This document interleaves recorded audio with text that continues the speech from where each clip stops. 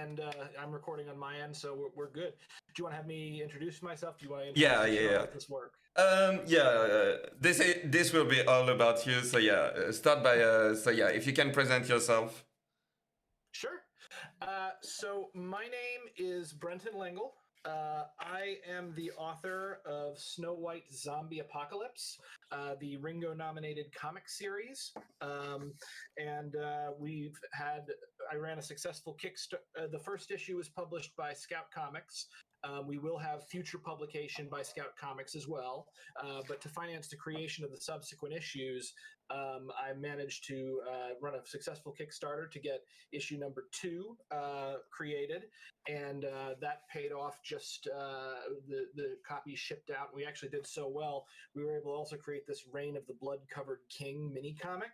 This is a 6-page mini comic that kind of details the rise of the zombie plague, and we just are currently like midway through running a successful Kickstarter campaign to fund the 3rd issue that is already more than 200% funded. We're looking like we're about to break $17,000. So yeah, that's really huge. So I'm a comic creator, writer. I've been a playwright in New York for 10 years. In fact, this started out as a play in 2009. I wrote it first as a 10-minute play for a 24-hour play competition where you got a prompt and just wrote from it, and the plays had to be written, selected, produced, and acted and presented to an audience all within 24 hours, which was pretty incredible, and kind of like that was actually my first production of anything that I'd ever written, outside of like stuff I did in college. And yeah, the story took off from there, became a 2-hour play in the New York Fringe Festival, got nominated for a New York Innovative Theater Award, got brought back for the Best of Estro Genius. And now we've got it as a comic series from Scout Comics. That's awesome. So, basically, when did you get the idea of going from a play to comics to a comic series? I kind of always thought that was something that I should do. I grew up, I sort of always knew that I was going to be an artist from the time I was a very young age. It was just kind of like, what kind of artist am I going to be? And I was most influenced very early on by Bill Watterson, actually, who draws Calvin and Hobbes. And for the longest time, I thought I was going to be like a newspaper cartoonist. And I created a comic of my own in elementary school that I just showed to my friends and my parents. And then in college, I created an actual comic book, Ninja Roommate, and I did about a guy whose roommate is a ninja. And then I ran a sort of semi-autobiographical web comic for a couple of years, did over 100 comics with that, and then graduated college. But I sort of realized along the way that I didn't have one, syndicated newspaper comics are not a viable career path. But 2, I felt like I didn't have the discipline to actually push my visual art as far as I needed it to go. So I could get a comic, I could get comics picked up in local comic stores that I'd written and drawn. I got comics run in my school newspaper, but I sort of was like, no, I'll do something more practical. I'll become an actor. So I majored in theater and kind of put the visual art on hold for a while. And then after college, I started to get acting work. I bounced around kind of as a small-time actor in the Midwest.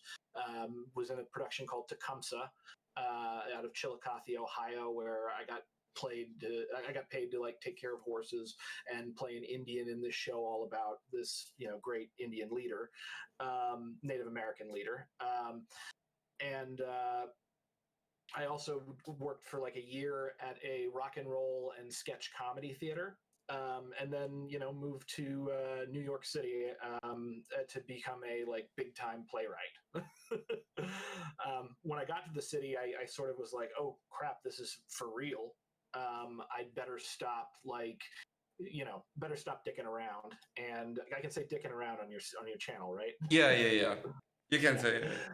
As long as it's not TOS, you're good. Okay. I was like, I really like acting. I like the process of acting, but it wasn't my primary talent. And I realized very early that like it had been kicking around my whole thing that like if all of this falls through, I should become a writer. And then I'm like, well, why should I wait for it to fall through? That's actually what I'm good at. Beyond all the rest of this stuff. So as soon as I hit New York City, I just started writing. And I'd already written one play and gotten some good feedback on it. One of the guys that I was under in college, a professor I worked with was this guy by the name of Gurney Norman, who is the state poet laureate of Kentucky. And he was like the first person that told me like, dude, like you could be a pro at this if you can see yourself doing it. So, yeah, I started writing, and I was trying to break in New York, and like eventually, like my first two plays, one was called Trojan Men, was about what it's really like to be in a fraternity, and then the second play that I wrote was called North to Maine. Poster of which is on the wall over there.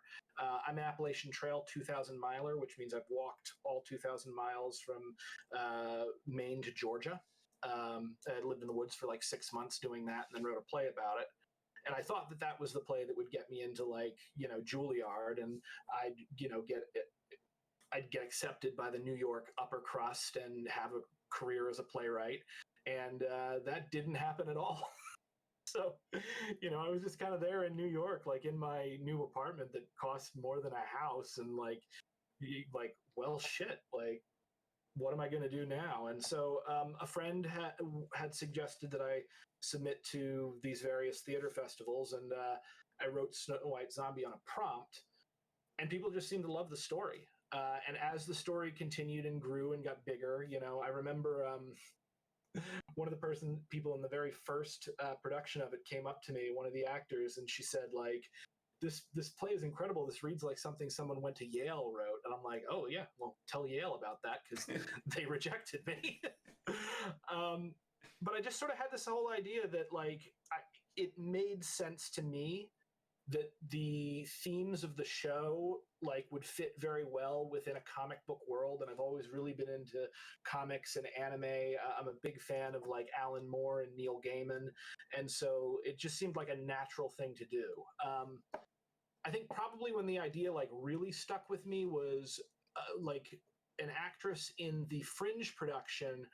Her boyfriend at the time reached out to me and wanted to buy the rights from me to do his own movie, like based after my concept. And I didn't really like his concept. And I was just like, I think I want to do this as a comic book, not as a movie initially. And so I turned that down and then proceeded to try to find a way to make the connections that I needed to get the book made. And luckily, I met some people who were more connected in the comics industry than I was, and they hooked me up with my first artist, Kyondo Park, who drew the first issue. And I mean, like, hang on, let me just show you some of this, because this guy is incredible. So I want to get a good one here. All the pages are good, but yeah, I really like you sent me a copy, and I really enjoyed reading it. Like it's surprising because like when you hear something like Snow White Zombie Apocalypse, I don't know if you saw this art, but there's an art where you see like I think it's Snow White, basically like as a zombie biting in an apple. I thought this was going to be something like that, but no, it's like it takes you in a completely different direction, and yeah, it's something I really enjoyed. Yeah, here we go. This is the big bad wolf that has it's from the Little Red Riding Hood, and like literally we've got grandma popping out of his stomach. So like a two-headed, four-armed zombie, which I had thought of when I was writing the play, but there was no way to do that on stage. Yeah, I think a lot of people when they hear, because it's such a high concept title, they think that I'm doing like just a big giant parody. And there has been some books like that where like I think there was one like Snow White and the Seven Dead Zombie Dwarves, but no, I wanted to do something like with Snow White Zombie that actually really kind of spoke to the human condition. I mean, one of the reasons that it took off as well as it did is that it got selected for the MrG2EK Festival, which is literally the festival is like a celebration of women's voices. And I'm like, wait, did somebody see me from behind and think I was a chick? But like the people who ran that festival thought that what I had written spoke so well to the female experience that they wanted to produce it in that, and that was like my first like fully produced production of it, and like everything that was on stage in that original production is in the first issue. Then I moved from Hyondo because it's a fairy tale, like, you know, different people tell fairy tale stories and fairy tale stories are weird. So like one of my goals with the series is to have like different artists work on it. So the one I'm working on right now is Luana Vecchio, who is also like absolutely incredible. She's doing number 2. She does Reign of the Blood Covered King, and she's going to do issues 2 through 4, and then I'm going to find another artist, and we'll keep this going for as long as people want to hear the story. So yeah, you're going to keep working with different people, and yeah. Yeah, that's the idea. I mean, I'm very influenced by Sandman. Like again, Sandman, they changed artists all the time for that series because like dreams are weird. And honestly, I'm just like a huge Neil Gaiman fanboy. He's like the platonic ideal of a writer's career. So like when I'm just like in my super awesome no way plans, like I'm like, that's what I want. um so first of all, how did you make it? Because like it's like there's a lot of action. Yeah, there's a lot of action and a lot of things, and I'm having trouble like picturing this on stage, basically. So when was it when you did it, like for the first time, when you had the idea and pitch it into like as a play? Well, to get everything on stage, like if you read the first issue, essentially, what occurs on the stage play that I wrote originally opens with like basically this page where Prince Charming is living. It's kind of in media res. He's been living in this world after the apocalypse, and he finds Snow White in a coffin. And he's just like, yeah, I think I want to kiss that. And so we give that scene to the audience, and when she gets awakened by the kiss, we have Rapunzel coming in, who is, Prince Charming's paramour. So like the basic premise of it for people who aren't familiar with the series is Snow White awakens to Prince Charming's kiss 28 days after the zombie apocalypse. The 7 dwarves are dead. Prince is polyamorous, and he's running around with Rapunzel, his paramour, who is like this kick-ass kung fu warrior queen goddess. So I wrote the original thing as like a 10-minute play, and when it got picked up by the MrG2EK Festival, my director was like, hey, so this times out at 10 minutes, and really they want us to do something at like 15 or 20 minutes, so how about we add a fight scene? And I had this idea in college. I was like, dude, I want to do a kung fu play. I'd seen like the Shaolin warriors come to my college and do a thing. And I would tell anybody who listened, I'm like, we need to do a kung fu play. We need to do a play with like a ton of martial arts in it. And everybody was like, you're weird and I don't like you.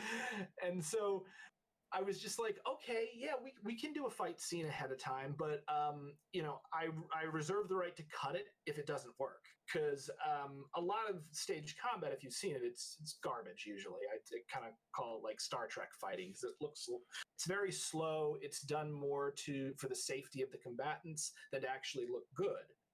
The thing is that I'm a martial artist, and I'm a black belt in Kyokushin karate, and I have a third-degree brown belt in Japanese form of Taekwondo. It's like a fusion of Taekwondo and Goju-Ryu. And I did that particular style, we had a thing called Jujuende, where we basically did stage combat just for like to show off our moves as opposed to like as a show. So we looked and looked and looked, and we couldn't find a combat choreographer. So me and my roommate just got together and we did the combat choreography, and it wowed people in New York. Like they'd never seen anything like it. Like it opened with, you know, Rapunzel having like my roommate dressed as the big bad wolf charging across the stage, and she just throws him over her shoulder like it's like WWE or something, and he hits the ground, and like the audience, I could hear like every night there was an audible gasp. And so like really like the reason the zombies do karate in that and this is the confluence of my life, and also I thought slow zombies on stage would be boring, so let's have them do like actual martial arts. And so it kind of evolved into this sort of mashup with fairy tales, gender politics. There's a lot of revolutionary themes that I have baked into it because, you know, I did a lot of stuff with Occupy Wall Street. And then, you know, also karate and martial arts is a big part of my life, and I love 70s kung fu. I love Bruce Lee. And so like it is just like all of my interests coming together at once to produce this kind of insanity. Yeah, to be honest, it's really enjoyable, and it's something like um, if there is people like who haven't read it and who are interested by it, I think like it's something that is important. I think it would be a good advice, not a good advice, but it would be important basically to say that yeah, it's this kind of like mashup of all style that you like. The fact that you're talking about Snow White, you're kind of expecting like this kind of a certain kind of registry, and as soon as you open and you see basically like just the way it's drawn and the action and everything, it's like as from the start basically it takes you and it takes you in a completely different direction. So yeah, you have to be ready for it.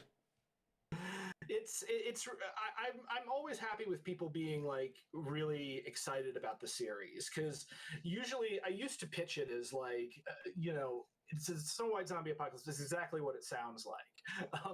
But yeah, people usually would make that sort of uncharitable assumption that it would be, you know, schlock basically. Mm. But you know, the thing is that and it's funny actually, because for years my roommate would be like, just write some bull crap, just write something terrible, then people will love it, and then you'll make a bunch of money, and you'll have.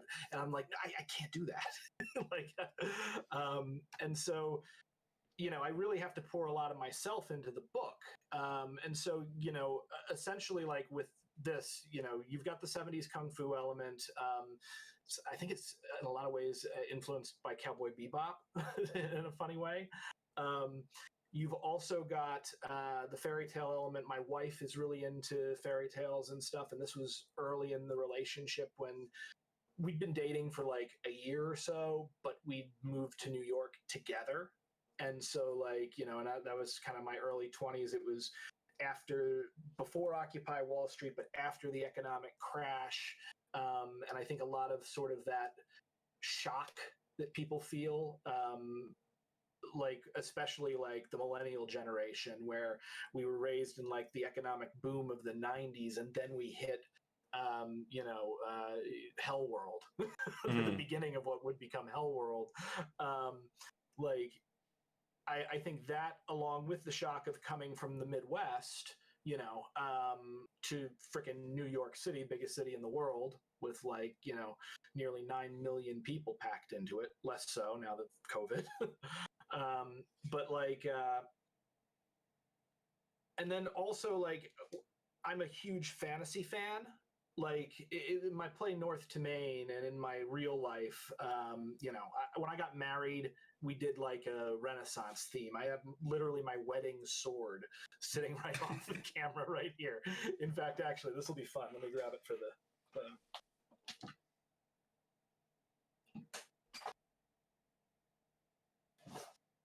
just so you get an idea of the kind of guy I am. Like, this started out with, I said to my wife jokingly when we were trying to plan our wedding, she's like, well, what should we have at our wedding? And I'm like, oh, we need swords. Everyone knows that, like, a party is only fancy if there's swords. True. And then, yeah, and then we just kept joking about it until it suddenly we were at the altar, like, exchanging swords. So yeah, I mean, I love Ren fairs. I love Lord of the Rings. For the longest time, I wanted to, like, one of my big ambitions was I wanted to be an extra in The Hobbit. And so this is very much like a dark fantasy series. So, you know, if you like J.R. Tolkien, if you like Joss Whedon, if you're into Romero or freaking Bruce Lee films, you're gonna love this. Also, you know, gender politics, because this book, like, deals with a lot of feminist themes and a lot of revolutionary themes, and that's not just me saying that. That's like the Estrogenius Festival, which is pretty cool. Yeah, that's really awesome. So yeah, sorry, I noted a few questions. Give me a sec. No, yeah, it's fine. I've been a little all over the place in this interview, so I apologize. Absolutely no worries. So yeah, going over. So yeah, basically, what were your role in creating this? Like, did you like write the story? Did you like do some of the drawing? Or... So I wrote this. So first, I wrote the script for the play, and then I also had to function as a producer on the play. And, you know, I was building props in my basement. I sawed a hole in my table so that we could have a moving zombie head on stage in the Fringe production. I risked arrest a number of times in New York City, like carrying prop loads of like swords and guns and stuff past police officers. Looking like a sketchy, rudderless hippie. You know, I also handled a lot of the press with regard to it. So, you know, I've kind of been writer, producer, creator. Then after the show ended, like in New York, I wound up learning how to write screenplays and television series from, this is actually really great. I should plug them. WriteYourScreenplay.com, which is run by a guy by the name of Jacob Kruger. It's Jacob Kruger Studios. And he's an Emmy Award winning screenwriter. And I took a number of classes under him where I worked with, like, you know, former HBO execs, the guy who helped me develop the 1 hour pilot version of the Snow White Zombie thing for television that I hope Netflix or somebody picks up eventually. His name was George Straight, and he used to write for Xena and Hercules. He's actually the guy who introduced the Norse gods to the Xena and Hercules universe. And then, like, even right now, I'm in a class with Ron Martz, who's like a incredible, like, comic industry figure. He writes like Silver Surfer, Green Lantern, Marvel versus DC, and Witchblade. And it's a really great place to learn. So yeah, plug for you there, Jacob. But, like, yeah, so I wrote that screenplay, and then when I had made the connections that I needed to make to get in touch with Hyando Park, the artist who worked on the first issue, I sort of just took what I'd already put into film language and translated it into a script for a comic script, which was pretty natural because film, like, there's a reason why producers are constantly grabbing comics and like translating them to film, because the two mediums are actually really in sync, because they're both a visual medium, and the comic itself can serve as like an automatic storyboard and proof of concept for the film. It's harder to adapt a novel or a play or something because there's not the visual component. So yeah, it was just, and at this point, you know, I'm writing the script and I'm handling the Kickstarters to make sure that we're able to fund each of these issues, because, you know, art is incredibly expensive. To tell you the truth, I don't know how anybody does it, including myself.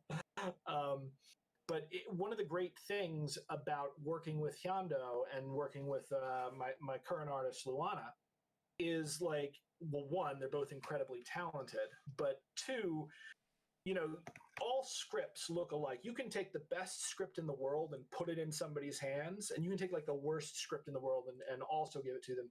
And if you're not paying attention, they look about the same. But when you get like an artist that really knows what they're doing, that understands the human form and understands like ways to frame the story and stuff, like suddenly instantly you can realize, okay, this is something I should be paying attention to. And that gives a chance for my words and my story to kind of get in the door if you don't already know who I am.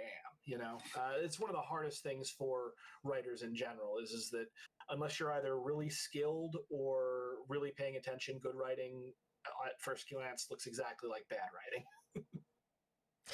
So, yeah, like we said before we really started the interview, you just so you launched the Kickstarter for the volume 3. It basically, I think in 3 days it was like over, the goal was reached, and now we're. Sorry, go ahead. No. We exceeded our goal in 3 hours. Holy crap! Yeah. Yeah.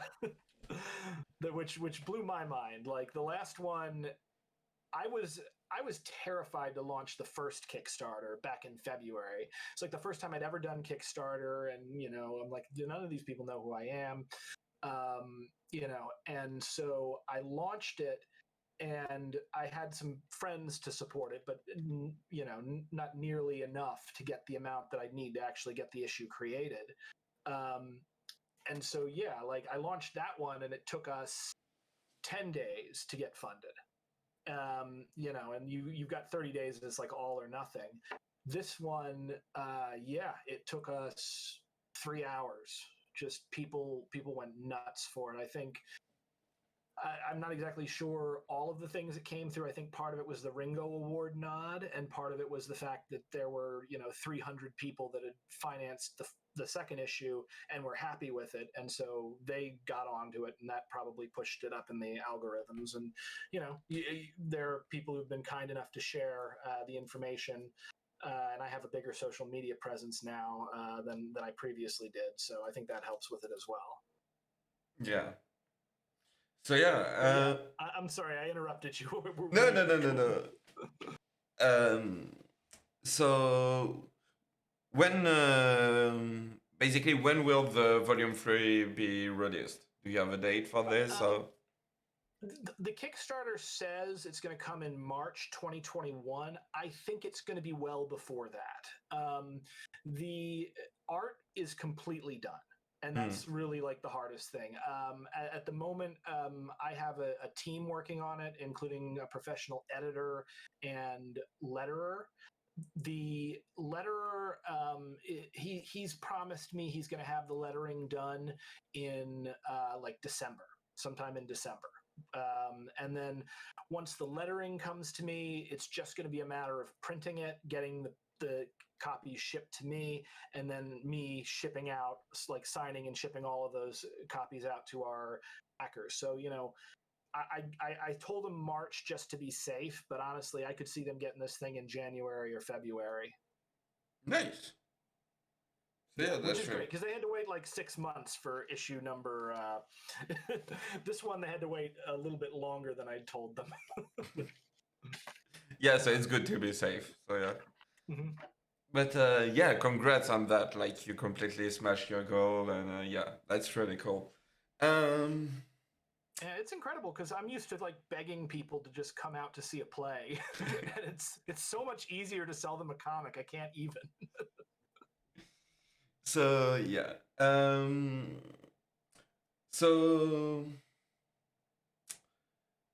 so basically, the first time we spoke was after like HippieDP. So if you don't know, HippieDP is a panel organized by Dylan Burns. It's like about like politics and stuff like that. And I wanted to talk about like your basically like your activism and yeah, your basically Yeah. talk about politics. I know you were like involved, well, yeah, involved in the Occupy Wall Street. So Hmm. yeah, can you can you Yeah, talk no, about this? absolutely. So yeah, I definitely can, and some of it works into the book. Like I'm not creating propaganda or anything, but the book is an expression of who I am, and it's art. Good art is art because there's truth in it. So yeah, there's definitely political themes in the book. For instance, if we may, Reign of the Blood-Covered King starts off with a peasant who slays a giant, then shows up to the court of the king, wanting to be lauded as the hero he knows he is. And the king's like, yeah, you slayed the giant, but you like wrecked like 4 fields and like a flock of chickens and all this stuff. And now I've got to replace it. So actually, you owe me a debt. And then you find out also that the king has sent him on what is essentially a wild goose chase with the intent that he will die. Um, so I'm not keen on royalty. Let's just put it that way. But no, yeah, I'm a semi-famous anarchist. I most identify with like the left libertarian school of thought. And that sort of developed around the time right before I became involved with Occupy Wall Street. I started by I discovered some anarchists online in a forum that I frequented, and I was like, "Well, this can't be a thing. Anarchy? Are you kidding me? What are you, 10?" Or not 10, I guess, like, what are you, a teenager? And we started arguing, and I very quickly realized that like anarchism was not what I thought it was. And if I was going to win the argument, I would have to learn about it. So I learned about it, I came back, I won the argument, and then I moved to New York City, and the economy had melted down around us, and I'd spent time, living in the woods in a very free way that was where the community ran on random acts of kindness from strangers, and where there were 20 miles out in the woods, there's no cops, there's no institution protecting you, and yet you're much safer out there than you are usually in your own living room. And then being confronted with the machine, the terrifying machine that is New York City, and the wealth gap in the country, my brain just was kind of like, okay, you know what? Property is theft. And I was actually on CNN. There was I made this big black and red sign that said like class warfare, bring it.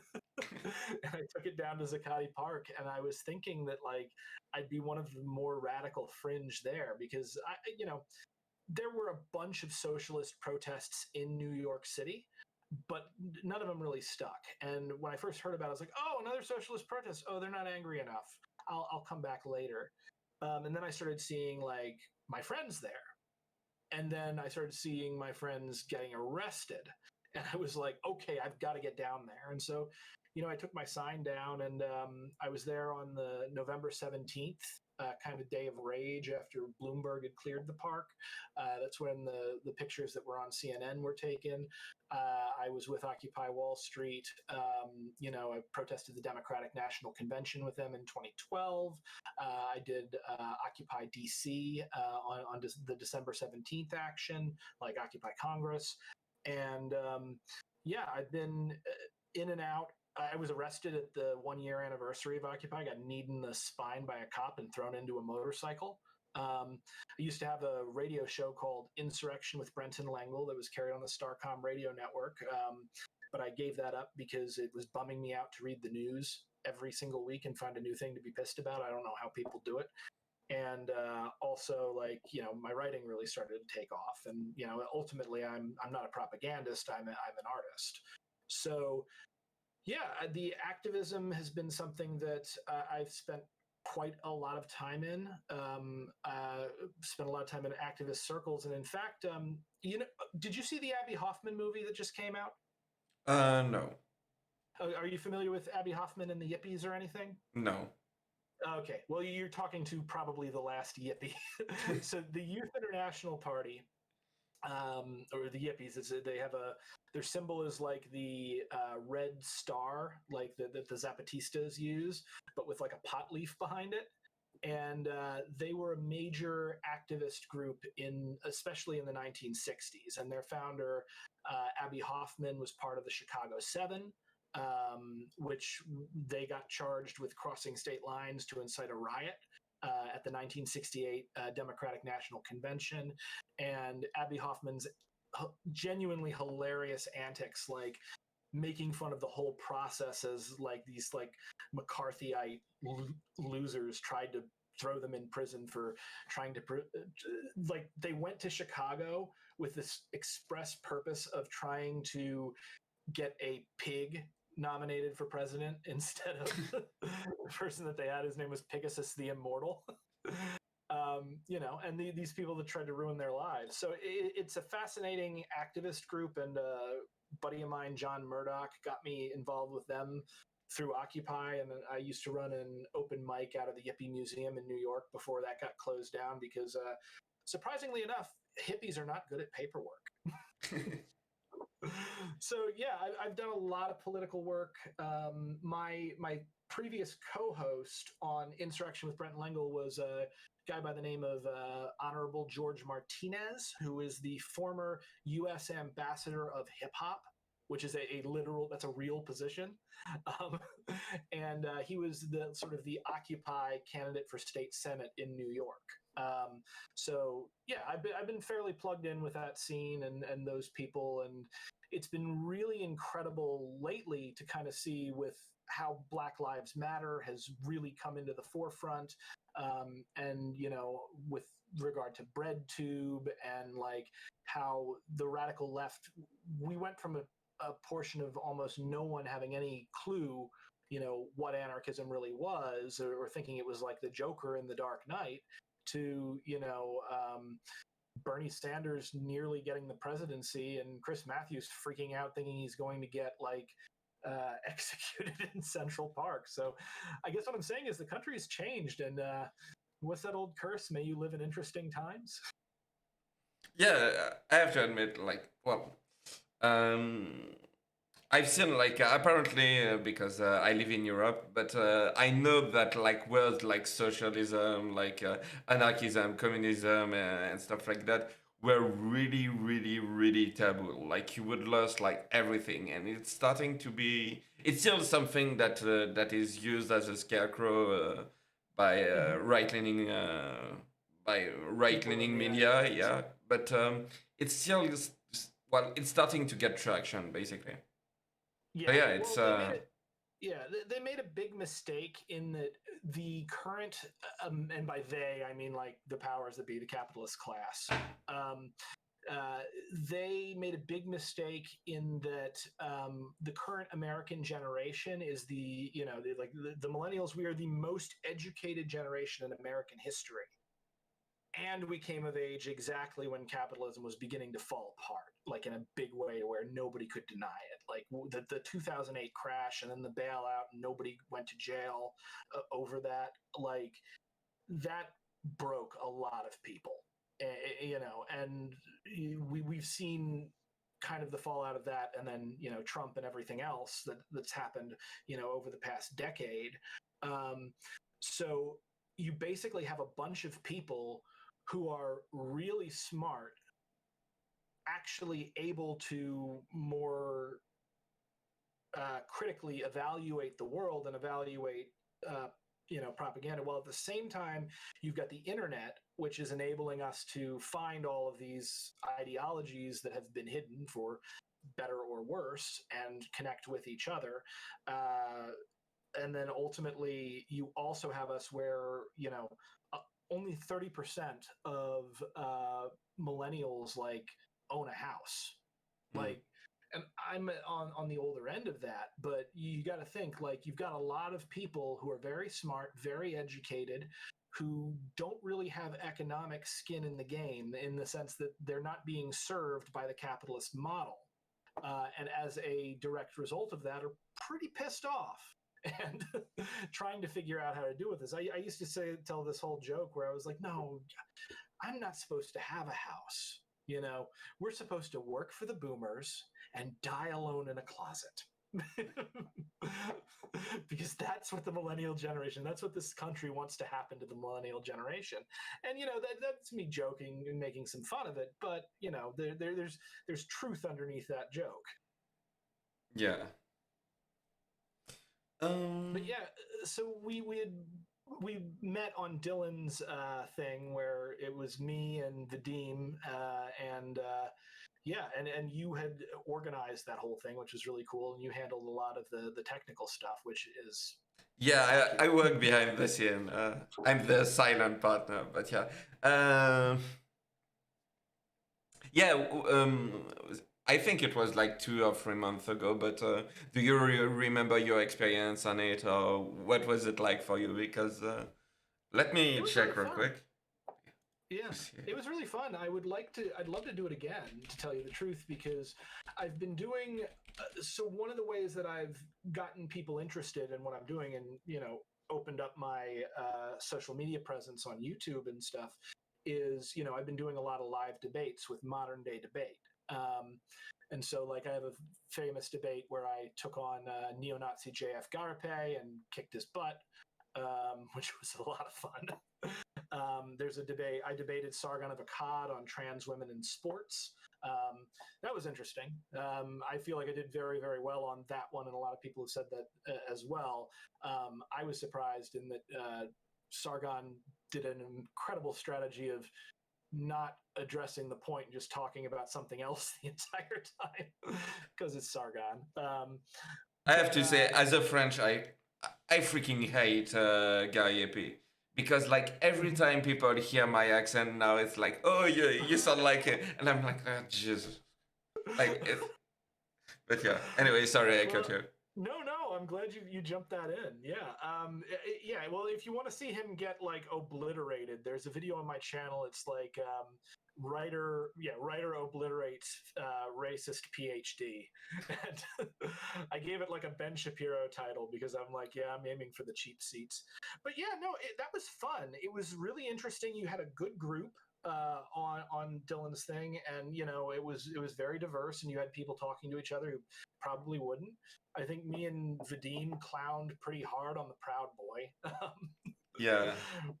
Yeah. Though I will also say, I think I was a little off in that debate compared to where I normally am, because I went into it being like, okay, I guess this will just be a panel discussion. We'll figure out how things are going to go. It seemed more like one of the radio shows that I'm used to doing, as opposed to like a formalized debate. But also, like, freaking modern day debate is they actually have, unironically, where debaters go to die. It's like one of their things. And the modern day debate audience is like, there's some great ones in there, but there's like, they're new atheists, creationists, and flat earthers primarily. Yeah. So I'm like trying to explain why trans women are women to those people. And so, like, I remember I watched the comments on Dylan's, and I was like, oh, this is a smart audience. So that was really great. I like the community that you guys are building around yourselves. Yeah. So yeah, I just checked, you were in an episode where basically when it came to Lefty, you had like Paula's World, you had like Pisco, you had AIDS Vadim, and there was you. And on the other side, you had like Wake the Beast, Tuck, Suspect Sushi, the Proud Boy, and I forgot his name, Drone Tech. So yeah, it was like a heavy team, let's say. Yeah, I remember Wake the Beast when he came in and he started talking, and I was like, is this guy on the right or the oh? Like, for just a little bit, I was like, yeah, he was really entertaining. I really liked having him on there, though. At the end, I recall he got super pissed at me and tried to like give me his smackdown of anarchism, and I was just like, yeah. And like, it was so clear that he thought that was like a defeater for anarchism, and not the first thing literally anyone who thinks about anarchism thinks about. But it kind of just goes to show, like, that there's a lot of lack of communication that goes on in politics, particularly like hyper fringe stuff, like like what I like to talk about. Yeah, this is something I was thinking while you were talking about like debates and stuff like that, which is that when you have a debate, left versus right and stuff like that, um, usually, and it's a critique that is valid for both sides, which is that you're going to make arguments that are appealing to leftists. Like if you're a leftist, you're going to make up arguments that are appealing to leftists. If you're right leaning, you're going to make argument for who work with right-leaning people. And I feel like it's a dissonance that like usually like I've seen some people make like in my opinion some really good dunks, but the other side don't see it, like Yeah. they don't see the point and everything. So yeah, it's Yeah, I know exactly what you're talking about with that. Like, part of that is I think it's the type of person who comments. Like, they're, even if they know it was a good dunk, like, you don't usually respond to a good argument that you disagree with by being like, "Oh man, I got owned by that." You usually just get annoyed. I think Ben Burgess said that because I interviewed him after I got him doing stuff with modern day debate. But also, like, where you are on the political compass tends to very much affect how you see the world and how you perceive power.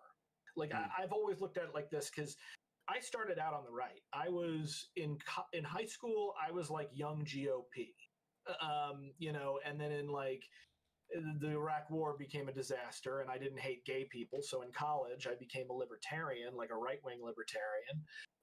Then I actually got a job, and having a job and working as a struggling actor in the real world makes you a Democrat real quick. And then like hiking the Appalachian Trail and living where again, this was a totally different lifestyle where for 6 months like you carry everything on your back. Like you brag about how little you have.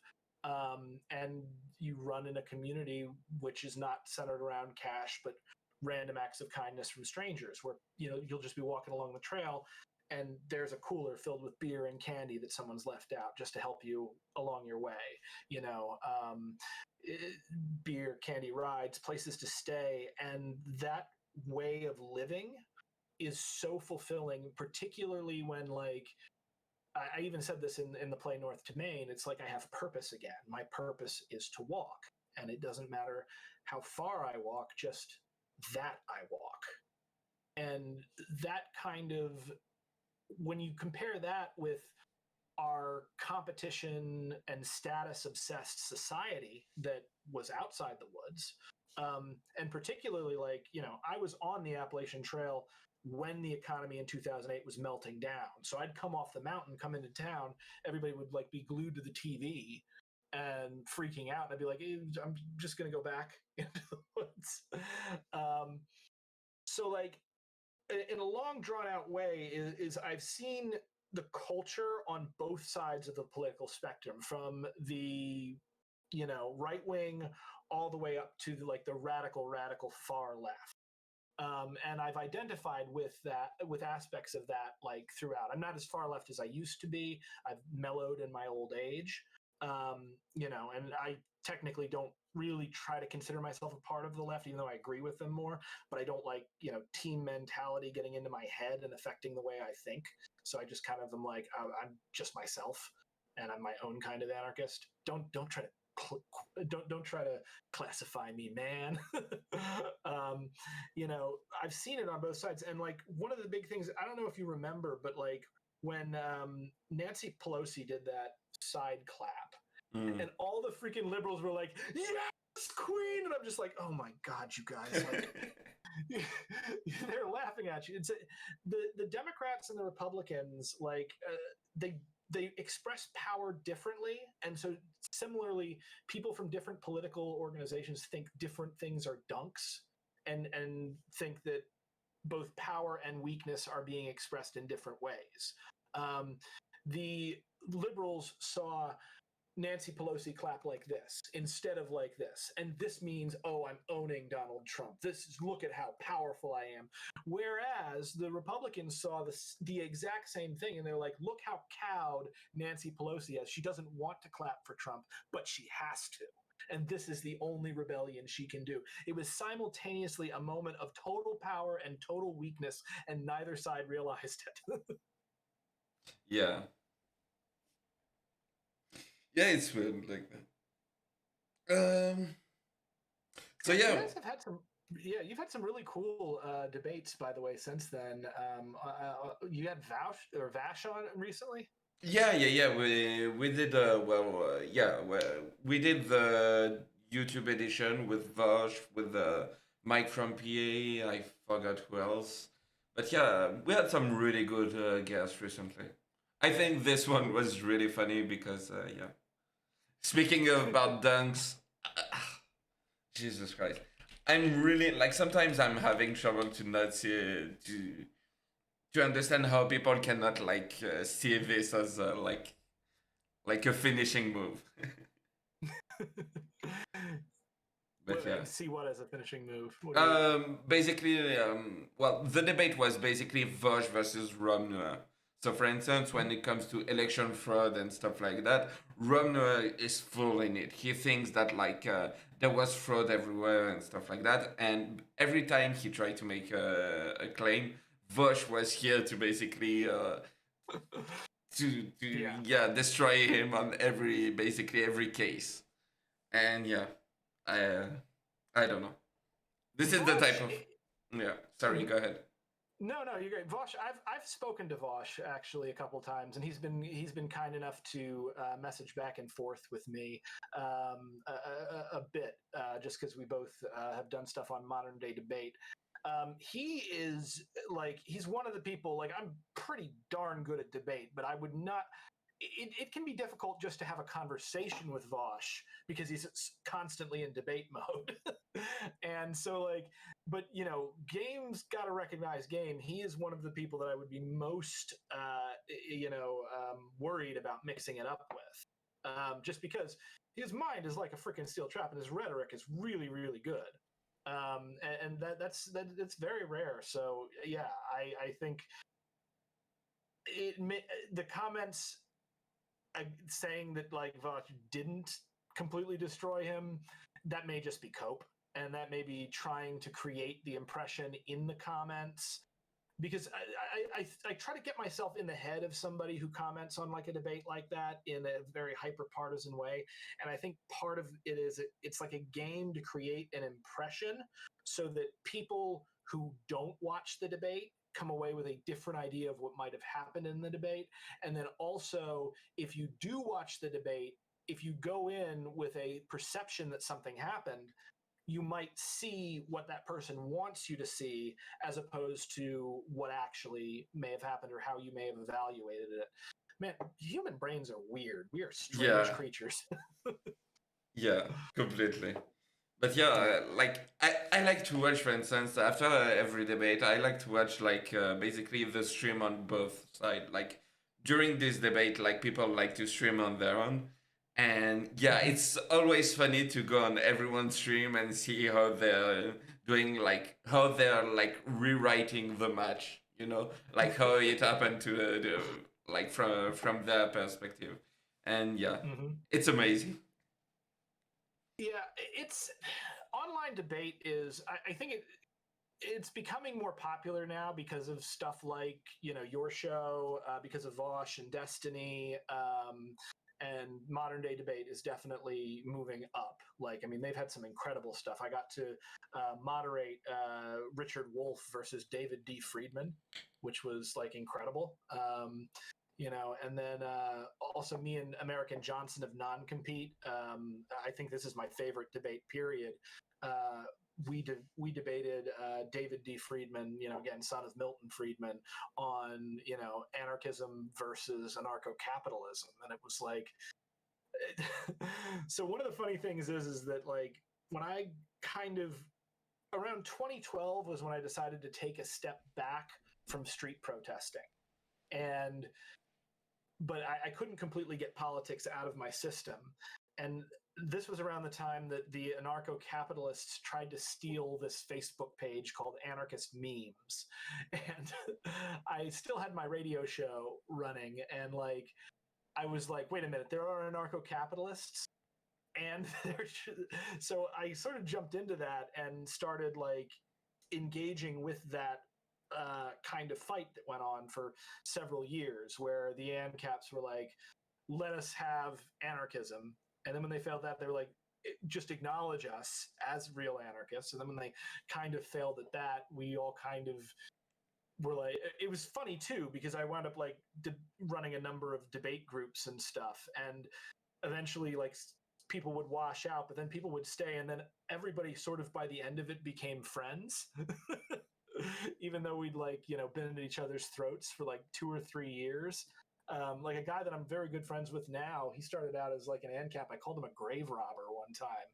But like, arguing with people is something that people do on the internet for fun. And so like a lot of the skills that get built in the comment section and they get built in these, groups wind up exploding into video format naturally. And so I think that's one of the reasons why it's becoming essentially a spectator sport.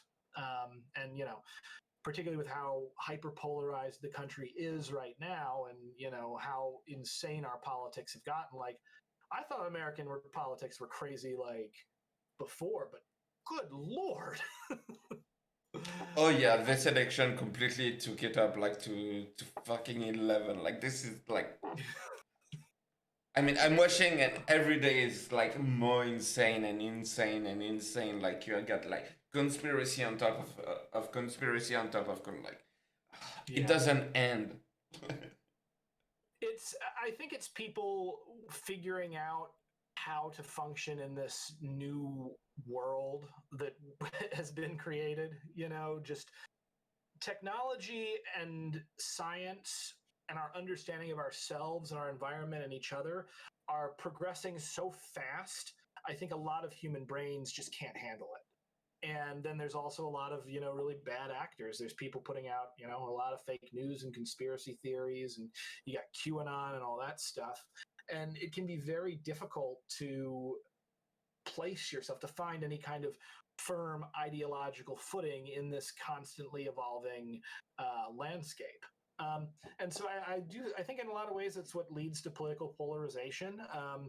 And also, it's important to remember that like certainty is a drug, and feeling certain about something has a similar effect on your brain.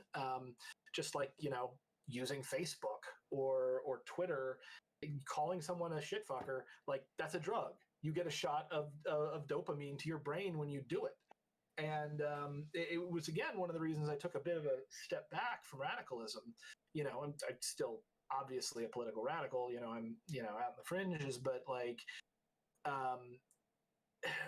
there was a time when I would realize, like with my radio show, that speaking blasphemy felt good. And then I'm just like, well, okay, so am I saying this because I believe it? Or am I saying this because I'm chasing that dopamine hit from saying something incredibly shocking? And, people get suckered by that, especially if they've got an addictive personality. Luckily, I don't as much. But like, I think that's where you get like your internet trolls and, some of the people that get radicalized into these nutso, chambers. I did an Among Us stream with Faraday Speaks just a couple days ago. He was a very good player, by the way. And like, he introduced himself. He's like, hey, I'm Faraday Speaks, and I used to be in a cult. Do your audience know who he is? Do I need to Yeah. Okay. A lot of people from my audience come from the HPDP. So yeah, he was on it like a few times. So yeah, I think. But I will post the link and everything. By the way, if you ever want to, let me know if you want to play Among Us. I'm creating a sort of Among Us group made up of like activists, artists, I got an investigative reporter and some cool like internet personalities. So I figure like you and Dylan might be great for that. So you let me know if you ever want to play. That could be cool. I'm going to talk to Dylan about this, but yeah, I think that could be something really interesting to do. Cool. Yeah, I'll message you. I'll message you next time. One thing that I did want to mention, by the way, while we're doing this is, so one thing that I did want to say, we are talking a lot about politics, and as I said, there's political themes in this, and you know, if you're somebody that thinks I don't want politics in my art, all art is political. Yeah, Um, you know, there's a difference between art and propaganda, and I like to think that I am creating art in that I'm telling you the truth with fiction, um, rather than trying to convince you of something in a pamphlet. Um, I want to, regardless of where someone's coming from politically, I do want to welcome them, you know, unless you're a Nazi, then go to hell. But I do want to welcome them to like checking out Swaza and experiencing this universe, Snow White Zombie Apocalypse, because, you know, again, this is a super fun story that I have a lot of fun writing. And I am not someone who is particularly dogmatic in who he talks to or who he gets involved with usually. I tend to prefer a true enemy to a false friend, if that makes sense. And I've always been a big believer that friendships and associations should never be solely or even primarily based on similarities of opinion. So if you have a different political opinion than me and you want to, you know, either watch my YouTube channel or experience my art, by all means, you're totally welcome, and I see you, and your views are valid if wrong. I'm right all the time, and everyone else is wrong. No, but, you know, the vision of society that I'm kind of presenting here, or societal breakdown of this zombie apocalypse in fairy tale land, you know, is one, it's well within the tradition of zombies, which from the very beginning, Night of the Living Dead, they have always had aspects of revolution. You know, there's a reason why. Like, I think there was a thing like liberals are scared of vampires and conservatives are scared of zombies. Have you heard about this? Have you heard this no. theory? Yeah, it came out because zombie movies were really popular during the Bush years, and then Twilight exploded and vampire movies exploded during the Obama years. And I'll have to. We'll decide what the hell is going on with art during the Trump years. Hopefully, we'll be able to look back on that very soon. The Doomer arc. It's going to Yeah, be Doomer stuff. total doom. But like, you know, the notion of a zombie. It's a human being that has been depersonalized and reduced to essentially an animal by a disease or by, in my spoiler in mine, a magical curse because a fairy didn't get invited to a birthday party. And what are you going to do?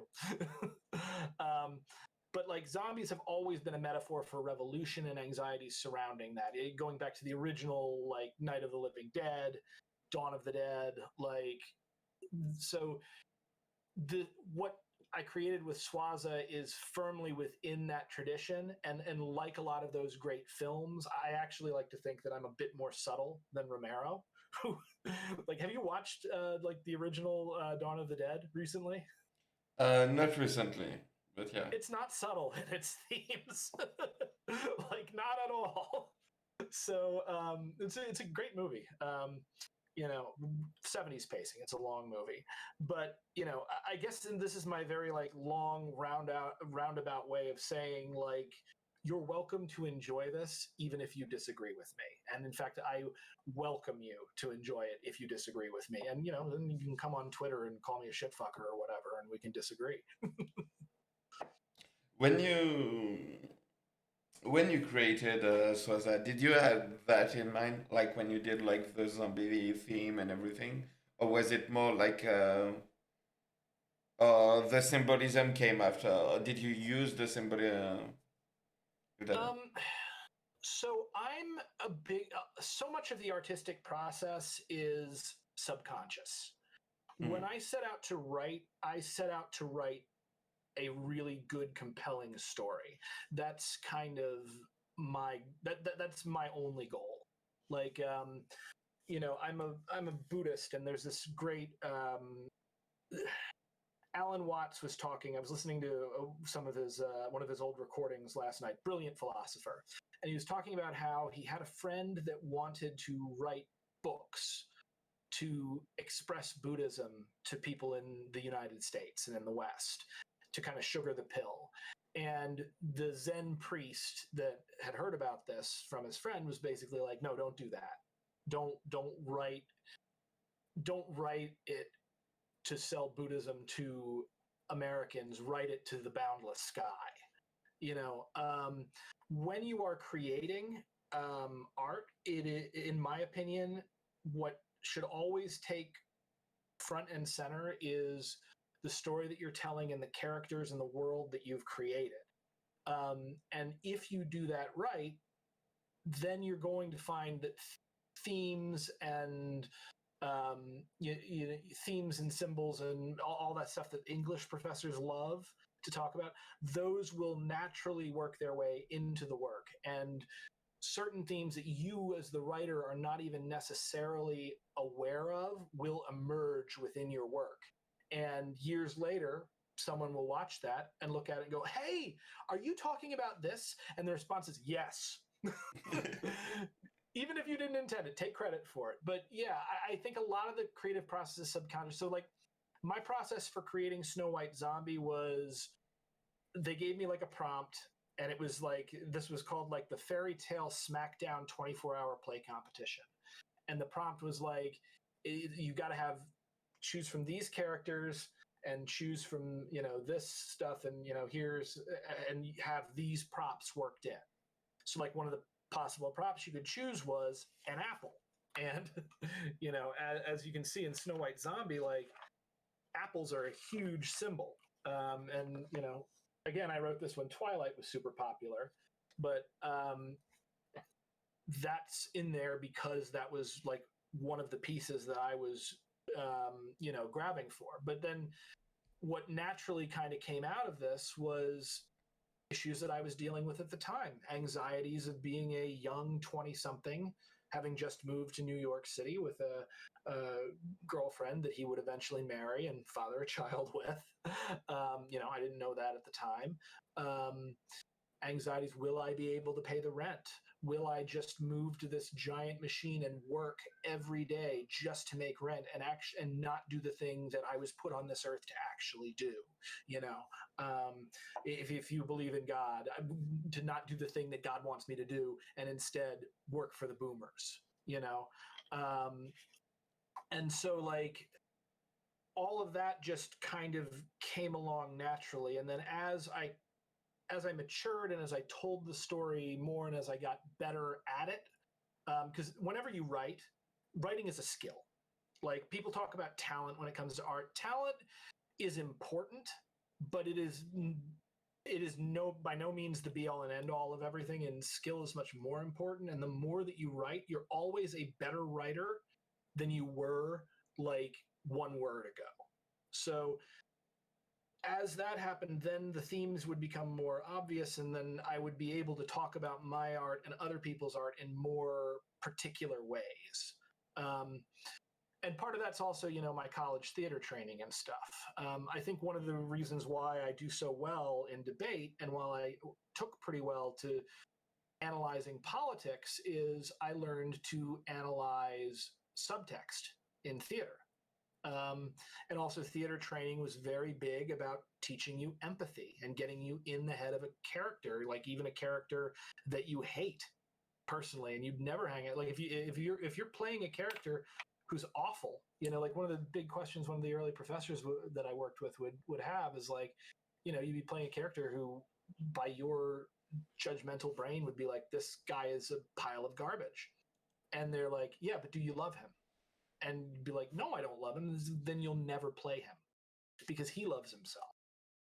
And so like you have to be able to put your brain in a place where you don't experience the world as that character, but you can see how that character would come to be, and like who. And I mean, that's kind of the essence of storytelling and of creating characters that people find relatable. It's empathy, you know. It's a lot of the reasons why a lot of artists are, you know, left leaning. It's because we have to develop our empathy to connect with our audience. All right. And So, yeah, sorry, go ahead. no, I wasn't going to say anything. Um, so if you had an advice to give to people who are starting, whether it's as a writing or basically as an artist, what Mhm. what would be your advice? Do it. Like, seriously, like Nike, just do it. So this is when I was a young artist, starting out in the Midwest. Anytime I'd run into a pro, I'd kind of have that question, you know, and it's one of the hardest questions to answer, because the way there's no real set path to becoming an artist, and artists kind of have to stand outside of society. If you're too involved in society, if you fit too well, you're not going to be able to really get an accurate picture on what's going on because you're in it. It requires a little bit of distance. And so the act of creating art and putting your art out there is going to make you happier.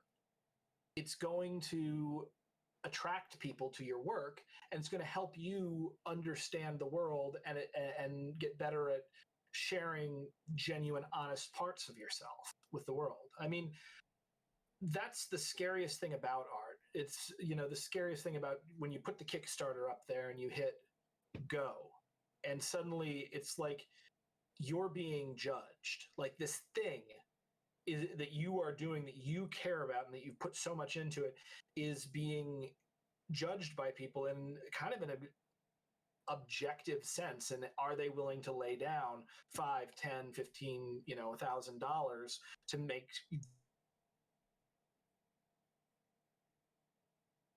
very experience, as is like just sharing a story that you wrote. It's one of the hardest and most intimate things that you can do, is to be honest with another person. Um, and so I guess what I would say to somebody who is wanting to to to do art, um, don't think of it as a job. It's not a job, it's a calling. And don't measure your success in it necessarily by capitalist standards. It's very nice if you can pull off a living, but that's not why you do this. You know, that's not why artists have ever created. We you know, be honest with yourself and with the people that you're talking to, and be rigorous and make sure that you are sharing something that is unique, and don't be afraid. The weirdest parts of you, the thing that you are most afraid to show to anybody else, that's the stuff that when you get that on the page, people will see it and go, brilliant.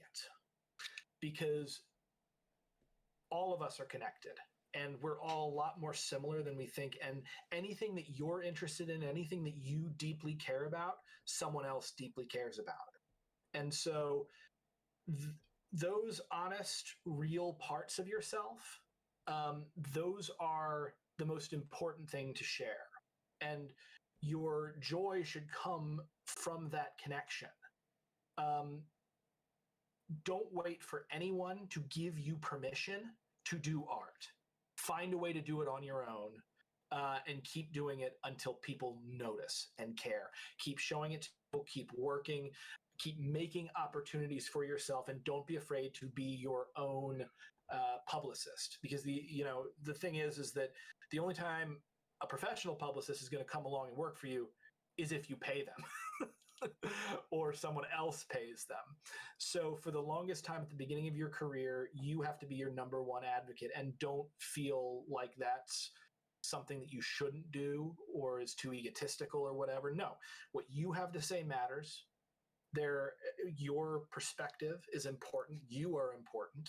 and people will care. If you work hard enough and you're at it long enough, you will be successful. Probably not in the way that you imagine at the beginning, but I guarantee you, if you just keep working at it, keep throwing yourself into that crucible, and keep walking that tightrope in society, people will take notice, because that kind of person is infectious. So I guess that's my advice on it is,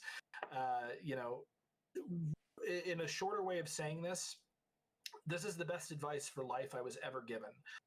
Mo Rocca of The Daily Show from years and years ago he was a correspondent he came to my college, and it was like a Q&A session. And the question that I asked him while he was hawking a book of his was, how do I get on The Daily Show? And he kind of was like thrown by the question. He was like, I don't know, become Jon Stewart's bitch or something. And, everybody laughed and stuff. Later on, I went up to get my book signed. I was like, hey, I was the guy that asked that stupid question. And he looked at me and he said, the reason I got this job is I got it into my head that I would go around to the graves of all of the unremembered presidents, all the obscure presidents in the United States, and I would just take a picture of myself at their grave. It's too long to get into, but that led directly to me getting my job as the correspondent on The Daily Show. So my advice is that if you have something crazy that you want to do, go do it, and trust that it'll work out. And I have lived by that motto, and it's been the best thing that I've ever done. So go do it. If you want to be an artist, Godspeed. Yeah. Listen, I want to thank you for your time. I think we started to talk about that like 3 months ago. So yeah, I'm happy that the Kickstarter is doing well. I'm really happy about this. I posted the link in my chat. I'm going to post it again. Go check it out.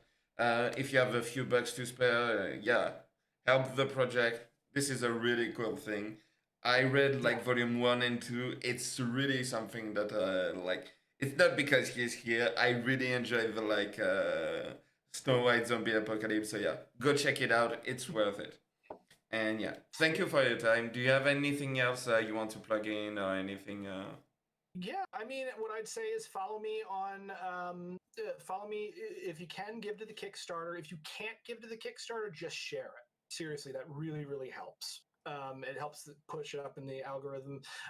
We have exceeded our goal, but this is the thing. I've got a long series that I'm trying to tell, and the next artist that I'm zeroing in on is going to be very expensive, like even more so than the one that I'm working with now. And I'm doing it. I'm doing the crazy thing. So I'm not just running up the scoreboard to like go take a vacation. The money from this goes right back into the creation process. And yeah, you can totally be a part of that. And there's a bunch of great benefits, including cameos in the series. So yeah, definitely look for that, and rare issues of the comic that will be worth quite a bit someday, if to no one else but to me. Yeah, you can also find me on YouTube. Just Google my name, Brenton Lengel, BrentonLengel. I'm literally the only one in the world, so you will only find me if you Google that. My website's www.brentonlengel.com. It is currently being redesigned. So if you look at it and you're like, wow, this looks like it was built in 2009. Yeah, it was.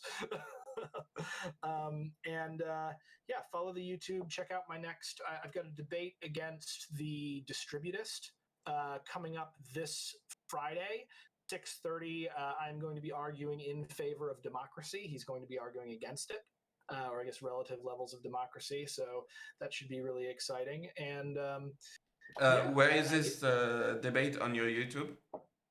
It'll be on my YouTube, and it'll also be on Modern Day Debate. I think it's actually already up in like the pre-debate thing is already up there. You can click to go see it.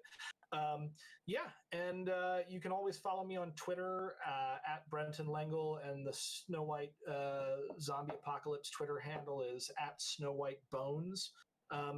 Yeah, and I guess the only other thing that I'll say is look for the novel that I am currently writing with. This has been a long time coming. but we're closing in, hopefully, on getting the manuscript completed. I'm working on a novel called After All, which is a fantasy adventure set in the afterlife. And I am collaborating with the lead singer of a band called the Crew Shadows. That's CRUX Shadows, one word. That is the Crew Shadows. If you haven't heard of them, they're the greatest band in the world that you've never heard of. They beat out Madonna and Beyonce for the #1 dance hit in the world in 2005. They're a goth band, and the lead singer Rogue is an absolute genius and looks like he's got sticks for hair. Yeah, if I'm not mistaken, I've seen a picture of you with them on your Twitter. Yeah. We that's us reading parts of the script at Dragon Con. So yeah, we're trying desperately to get the essentially we could have had the story out years ago, but we're writing something for the ages, and so the process is taking a long time, but the work is some of the absolute best that I've ever seen come out of me. And I think a lot of it has to do with working with Rogue and how brilliant he is. So I'm really excited. It'll take a while for that to hit, but just keep an eye on that, because in a few years that novel will hopefully be out, and it's going to knock your socks off. Hell yeah! Hit me up when it's out, or when you need to send me the link, and I try to promote it wherever I can. Will do. Yeah, Swaza #4 will be out probably well before After All is. #3 is almost done. Luana is working on #4. We'll be running a Kickstarter for #4 in the next few months as well, if you've missed this one for #3. But the Kickstarter for #3 is running for the next 16 days. So, get out there, pledge. And I have a feeling the stuff that you are going to get through this will be valuable one day. And if it's not, blame capitalism. So yeah, #3 should come out in March if everything goes well, and or before. But yeah, March or before, but definitely by March. Okay, perfect. Well, thank you for this, and yeah.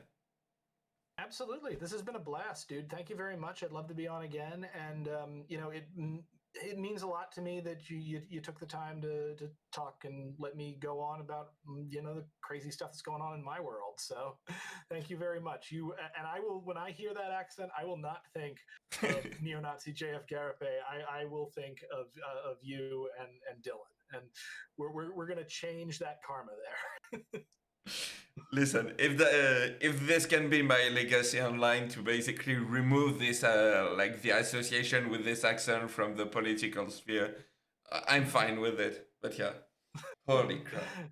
Sounds great. All right, I will catch you later. Okay. Yeah. See you around. Hopefully in the hippie dippy. Yeah. Oh, yeah. Please have me on again. And I tell Dylan that I will not have my facts slightly off this time.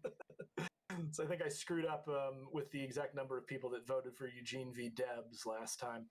All right, I will catch you later. Bye. All right, yeah. This was so freaking cool. All right, let me put my scene back in order. So, cam frame #2 disappear. Where is #1? Here.